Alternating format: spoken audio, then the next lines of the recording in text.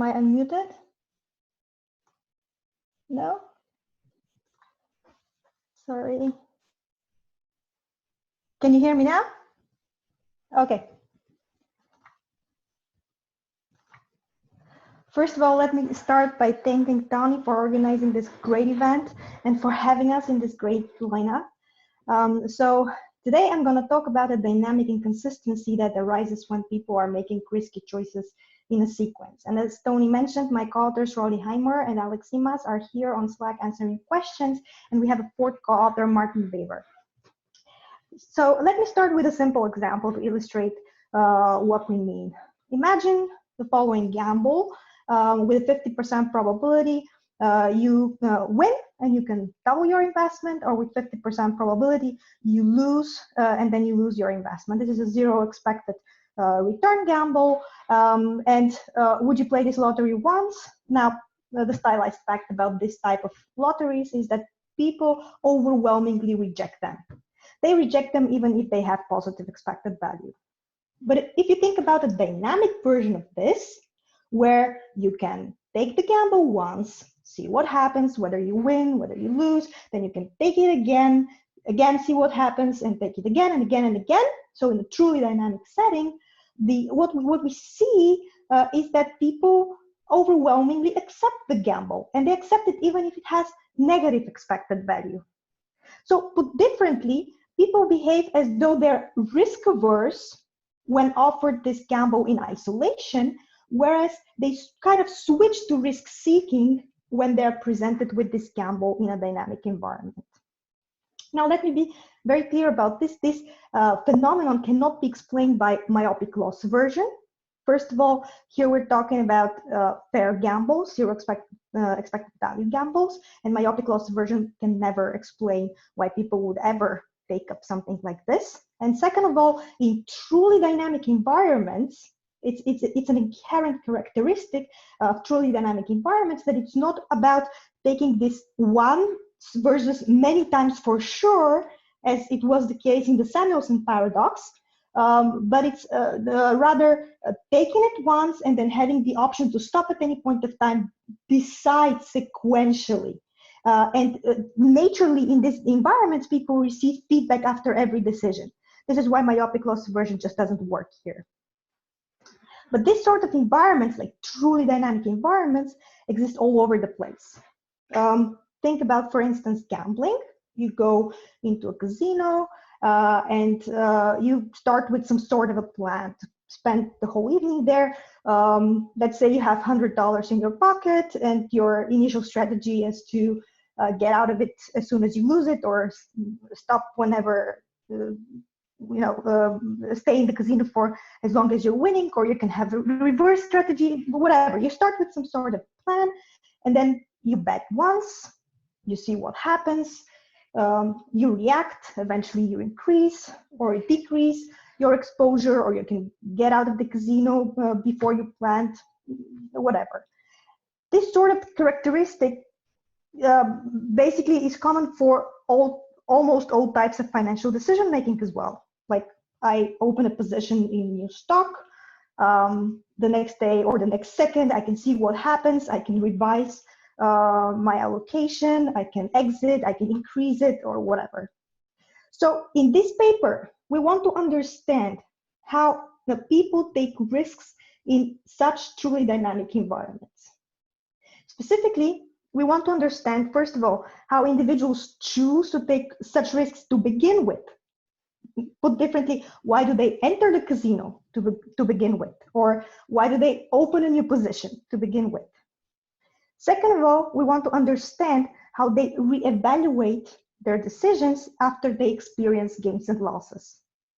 And we do that by a sequence of experiments in the lab, and we make use of a proprietary online brokerage data set that allows us for the first time to observe not only what people do in their brokerage account, but also what they initially planned to do in their brokerage account. So let me give you a very brief overview of our findings. First of all, we find that people are more likely to take on fair gambles in a dynamic environment, as opposed to when the gamble is presented to them in isolation. And let me be clear here, taking a fair gamble in a dynamic environment does not do anything to expected that. You can never generate positive expected return just by trading dynamically, because it's always a couple of independent draws from a fair gamble, right? So it's not that you're increasing expected returns. It must be something else. And to shed light on this discrepancy, what do people see in the dynamic environment? We have to go to the other decisions, what they do subsequently, in order to understand this. And we find that, first of all, ex ante, people start gambling with a plan to limit their losses. However, ex post, as they start on gambling or start on taking risks, they do exactly the opposite. They choose to chase their losses and cut their gains instead. And this discrepancy is the hallmark of dynamic inconsistency. And this is the first time that anybody has documented this. Now, our results taken together are consistent with the dynamic version of cumulative prospect theory. And we can use this framework once we have identified it as a likely explanation of our results. We can use this framework in order to try to quantify the welfare losses. And we find that a representative CPT agent actually incurs substantial welfare losses of being naive about dynamic inconsistency. So let us go quickly to the proprietary online brokerage data set. We make use of a proprietary online brokerage data set of roughly 200,000 investors that for the first time allows us to not only track investors' actions in their brokerage account, but also their initial plan. This happens because our data provider actually mandates that investors submit their plans at the point of time when they open their position. And this is roughly how it looks. So this is a screenshot of the platform of our data provider. So imagine, so this is probably the most traded underlying is the euro dollar on this platform. Actually, most of the underlyings that these investors trade are contracts for differences of currencies. So let's start with euro dollar. Imagine this is the current rate, and then you can say whether you want to long it or short it, which amount. You can choose a leverage. And here is the important thing. You see a take profit and a stop loss limit. At the point of the opening of the position, you submit those limits. And if you don't want to submit any limits, then there is a default of equidistant limits that are basically the same distance from the current rate. But the default is not interesting for our purposes. In fact, most people actually deviate from them. Now we can take these two limits and we can classify investors into two types of strategies. Now, the one type of strategy is kind of like picking pennies in front of a steamroller. Somebody who plans to cut smallest gains, but stay longer for losses or chase losses. The other type of strategy that would be basically the case if the take profit limit is closer to the initial price than the stop loss limit. The other extreme is a loss exit strategy where people plan to limit their losses, setting a very close loss limit and a very far away take profit limit. And let's see how the distribution of investors is among those two types of strategies. So this is how it looks. So most people deviate from the default, and among the people who deviate from the default, what we see is that the majority, this is basically the right bar, the majority chooses a loss exit strategy. And that is surprising because it goes counter everything we know so far from previous literature, from the studies that have used brokerage data. So far we know that people, so it's like common stylized fact that people chase their losses, display this position effect, and this loss exit strategy is exactly the opposite. So what's really going on here? Is it that our subjects are different? Or is it that the underlyings that they're trading are different? Or is it that it's just an intention thing, but action looks completely different? So let's in order to answer that question, let's follow up with those people, see how their actions look like. And luckily, our data provider allows us to track every action on a position that has been opened. So we can track whether the position has been closed because the limit has been triggered, whether the investor has closed it manually, whether he has revised, because they are allowed to do that. So limits are not set in stone. Limits are revisable. And we can see every time that a trader revises the limits. Which limit is it? Which direction? What is the new limit? And so on. So it's useful to look at the histogram of actions, so the relative frequency of actions that people do. And it's useful to split it basically in times when people are at cumulative paper loss and people are at cumulative paper gain. So let's start with the losses. What happens? So first of all, we see in times of paper losses, waiting for your loss limit to be triggered. So basically staying the course, just patiently waiting for your plan to be executed happens very rarely. Only like 7% of the time, this is what happens. Now, you might think, oh, but the people are getting cold feet before that. Maybe they close their position when they see that the stop loss being triggered is approaching. Now, that's also not really what people are doing. They're also manually closing their positions. What they're doing most of the time, however, is they're revising their loss limits. So these are the loss limits, these are the gain limits. They're revising their loss limits, and they're revising them in a way that they push the loss limit away, making it less likely to be hit anytime soon.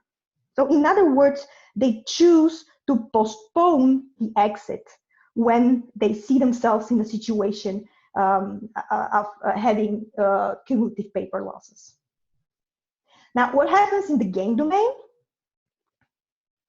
Now, here again, we see that just waiting out for the plan to be executed happens very rarely, only 12% of the time. And we see that there is a clear winner among all possible actions, and it's not revising limits. This time, it's stopping manually before the gain limit has been triggered. And now you can see, so this is different from what happens in the loss domain. And now you can see how basically those two deviations taken together, so in the loss domain, deviating by staying longer, pushing the loss limit away, and in the gain domain, exiting sooner, pushing the exit button before the limit has been triggered, how those two deviations at the end of the day can lead from the initial intention to an actual data that is much more consistent with a disposition effect.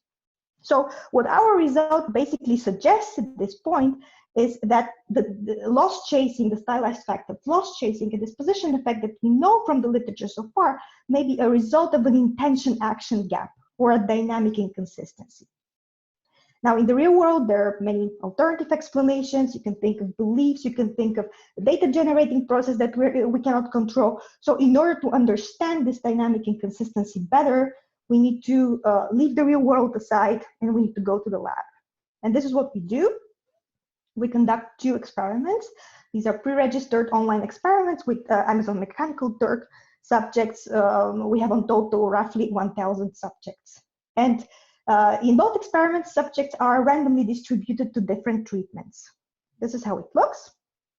So first, in the one-shot treatment, people are presented with a fair symmetric lottery, just like the one that I showed you at the beginning.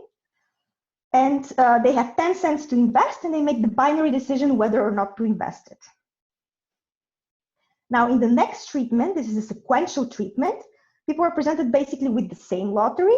Again, they have 10 cents every time they play the lottery, only this time they can play up to 26 times. And they know that they can quit at any point of time. And once they quit, the game is over, they proceed to the questionnaire, and so on. So now this treatment allows us to measure how people actually behave in dynamic environments. But how do we know what they intended to do? Now, this is the next treatment, the hard plan treatment. This is essentially constructually the same as the sequential treatment. Only this time, before people decide whether or not to start investing, we elicit their initial plan. And we do it in a way that is very much consistent with the take profit limit and the stop loss limit from the brokerage account. We elicit one gain limit and one loss limit. And it turns out that those two numbers are sufficient, provide a sufficient statistic for our purposes. So we elicit the limits, and now people have to make only one more decision, whether they want to start investing. And they know, and this is different from the brokerage data at this point, they know that if they start investing, we are going to automatically execute the limits. There's no revision here, no possibility for revision here. We're going to automatically execute. So the way it looks is, at the end of the day, we tell them, or the ones who started investing, we tell them, okay, you exited in around 13 because your loss limit has been hit, and you have reached accumulated outcome of so and so much, or you have exited in around 26, none of your limits has been hit, your accumulated outcome is so and so much. Now, comparing this treatment, the behavior in this treatment to the behavior in the sequential treatment allows us to test between subject, to test for the dynamic inconsistency in a between subject setting. Another way of thinking about this heart plan treatment is you can think about this as a commitment device, a perfect one. Now, you can also think of a within subject test of dynamic inconsistency, where we can observe intentions and actions of one and the same person. So this is what we do in the next treatment. This is a soft plan treatment. It's essentially the same as the hard plan treatment, only this time we give subjects the opportunity to ignore their limits once they're triggered. It goes like this. Basically, assume that the subject starts investing. In round 13, we tell them your loss limit has been triggered. Round 14, do you want to invest or do you want to stop? And if they choose to invest, the limit doesn't matter, and we only notify them again if it's triggered again. So importantly here, they know that this is what's going to happen before they make the decision to start investing. But after they have reported the gain limit and the loss limit, so that the gain limit and the loss limit are equally incentivized as in the hard plan treatment. Now, this treatment provides us the opportunity for a within subject test of dynamic inconsistency. You can also think about it as kind of a realistic commitment device. So going back to the brokerage data, for instance, the take profit and the stop loss limits were revisable all the time. And this is what's happening with most of it, not all of commitment devices that are available in the real world. So this treatment actually gives us the opportunity also to test for the effectiveness of such realistic commitment devices. Now let's go to the first question. Are people more risk-seeking in dynamic environments? And here the answer is a clear yes. So what you see on this picture is the probability of investing in round 1. And we distinguish between one-shot treatment, where people play the fair gamble in isolation, and then the sequential treatment, where they can play it up to 26 times themselves. And you see that there is 15 percentage points higher probability of entering starting to take risks in the dynamic environment. Now, to understand where it's coming from, we need to go to people's plans. So what we see here is the distribution of gain limits and loss limits. We see the cumulative distribution function. The green one is for the gain limits, and the red one is for the loss limits. And what you see at first glance is that the distribution of the gain limits, so the gain limits are not only on average higher than the loss limits. They basically first order stochastically dominate the loss limits. You see also that the most likely loss limit is the smallest possible loss limit of 10 cents, meaning that basically those subjects intend to quit as soon as they make smallest losses and stay longer for gains. But you see that the most likely gain limit is a totally unbounding one, set at the maximum at the range. You can also think about it differently. You can classify subjects into different strategies, just like we did before with the brokerage data. And here we find an overwhelming majority of 81% of the subjects follow a loss exit strategy, where the loss limit is closer to the reference rate than the gain limit. And that's consistent with the brokerage data. Now, in order to compare that to the actual behavior, we need to look at basically what people do round by round. And let's start with the round one, because in this round, this is basically the only round where gains and losses are exogenous, conditional on the choice to start gambling in the first place. Now, plan treatment, this is basically a restatement of what we just saw. Here in the chart, you see the probability to exit after obtaining the outcome of the first round. And it's split between losses and gains. So in the plan treatment, there is a higher probability to exit after experiencing one loss as compared to experiencing one gain. This is basically another way of saying that people intend to follow a loss exit strategy. Now, the crucial thing is, what do they do in the sequential treatment, where they're on their own? And we see that it's exactly the opposite. So 30% of people in the sequential treatment who have experienced the gain say, I'm done, thank you very much. And this was hardly anybody's plan. Also, this is 20 percentage points higher than the probability of quitting after experiencing a loss and being on your own without commitment device. And let me tell you, I mean, this is the first round, but if you look at basically the cumulative gains and losses round by round until the end, the asymmetry pertains until the end. And this is also, this is exactly the same thing that we also saw in the brokerage data. Remember that there, people in the gain domain were basically pushing the exit button earlier than they intended. And this is basically a result that we interpret as dynamic inconsistency. Now, given that there is a dynamic inconsistency, the question naturally arises, do people know about it? Is anybody sophisticated about it? And in order to answer that question, we need to go back to the entry rates. So remember, I showed you the entry rate, so the probability of starting to invest in the first place of the sequential treatment. This is nothing new. You already saw that in the very first chart. Now, the question is, how is the entry rate affected by the availability of a commitment device? If you're rational, you wouldn't care about it because you would be able to follow through with or without commitment device. If you're naive, you would need a commitment device, but you wouldn't know that. So again, the probability of entering would be the same with or without commitment device. But if you're sophisticated, so if you're dynamically inconsistent, but you're sophisticated about it, you're at least aware about it, this is when you're gonna demand a commitment device in order to start gambling.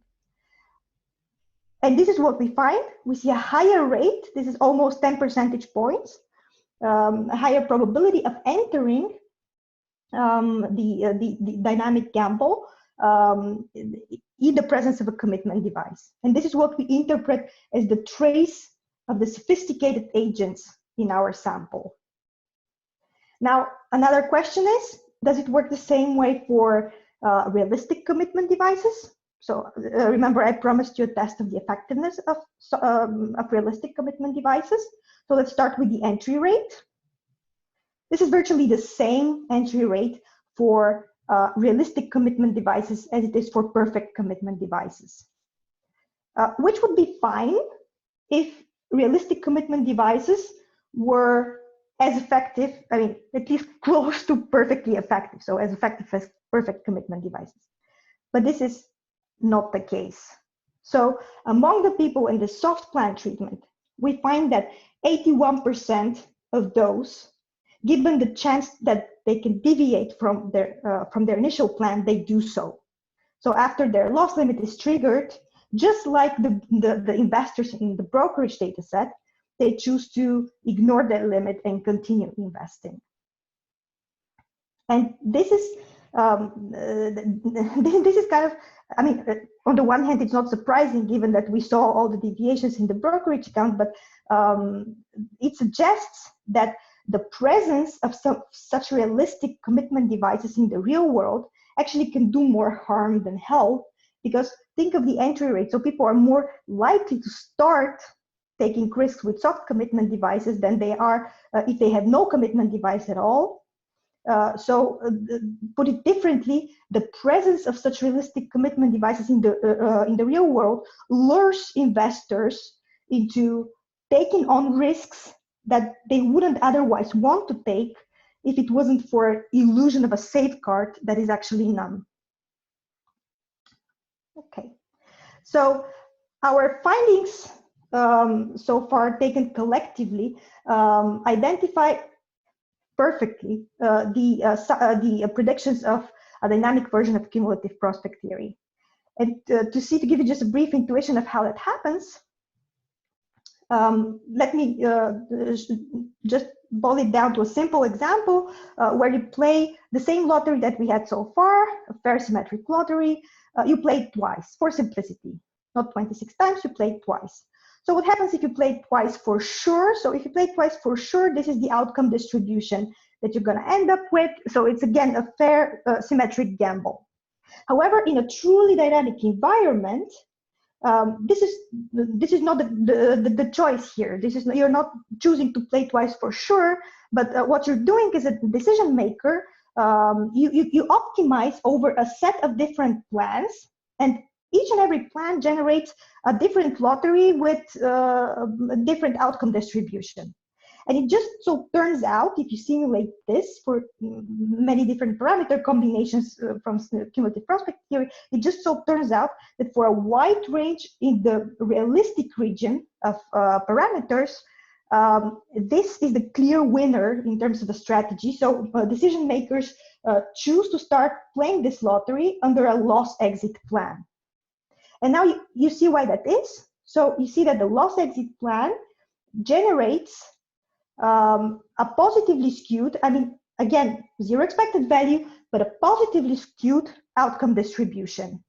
So these decision makers who have probability weighting or high values of probability weighting would find this attractive, even though there is the expected value of the lottery is still zero.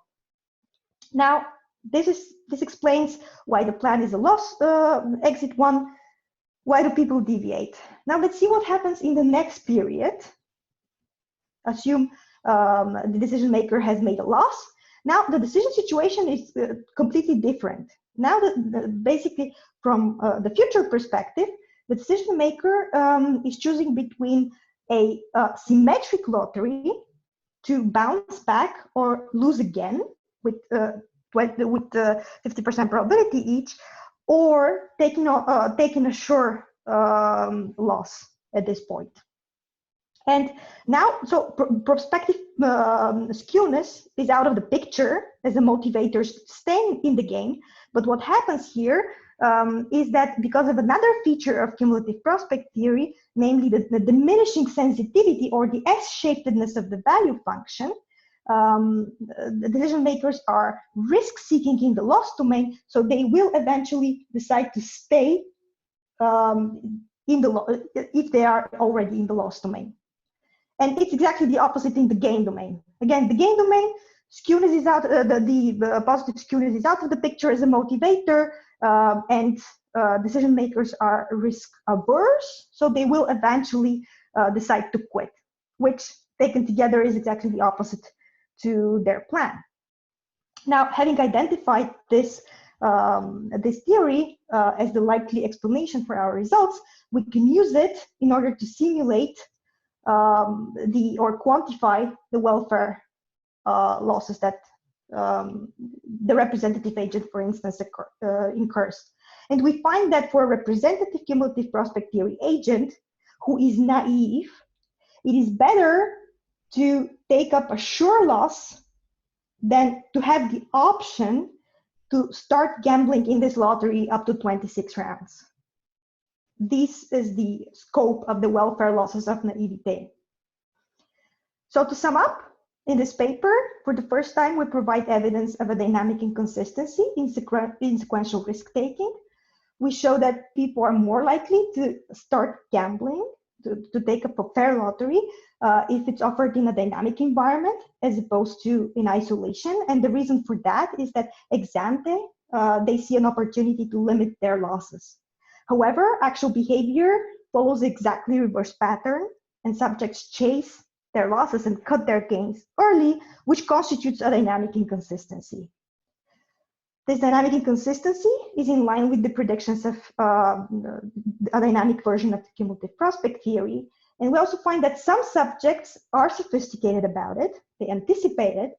However, most subjects are totally naive about the effectiveness of realistic commitment devices in the real world. That's everything on my side. Thank you for your attention.